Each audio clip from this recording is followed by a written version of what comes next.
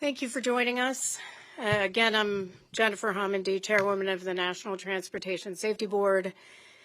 I want to start by saying this is not something normally where we weigh in so strongly on legislation that is moving before the House and Senate.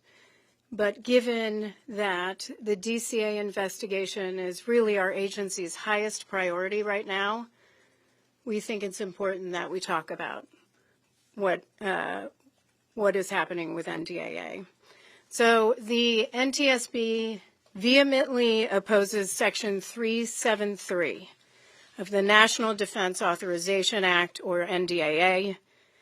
This section, to the lay reader, is drafted to seemingly enhance safety. I want to be very clear that it does not in any way enhance safety.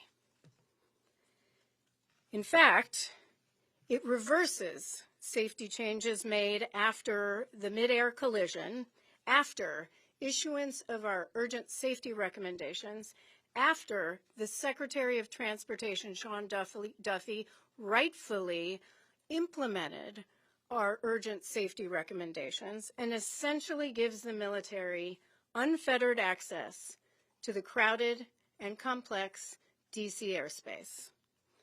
In fact, it would allow the secretary of any military department, generals, flag officials, to allow training missions in the DC airspace to take place without key safety reforms put in place after the January 29th mid-air collision. This is a significant safety setback.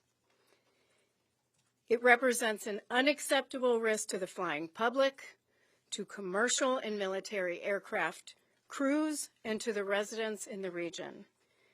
It's also an unthinkable dismissal of our investigation and of 67 families who lost loved ones in a tragedy that was entirely preventable. This is shameful. It is shameful. We should be working together in partnership to prevent the next accident, not inviting history to repeat itself by recreating the same conditions that were in place on January 29th. Now, I'll take a few questions, but I want to be very clear. At no point was the NTSB ever consulted about this language. We were unaware. We have spent a great deal reaching out to anyone. I will talk to anyone in the Hill. I don't care who they are. If they are for safety, they want to know about safety, I will talk to you. But not once did House Armed Services or Senate Armed Services reach out to us. Yet we briefed them on our urgent safety recommendations after their issuance. Not once. So today, I sent up a letter to the Hill. It's on our Twitter. It just went out. It's a 2-page letter explaining our significant concerns about Section 373.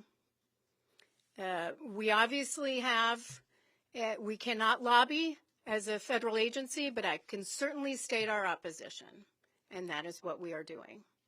And I hope it's taken seriously, because this is not right. This is not right.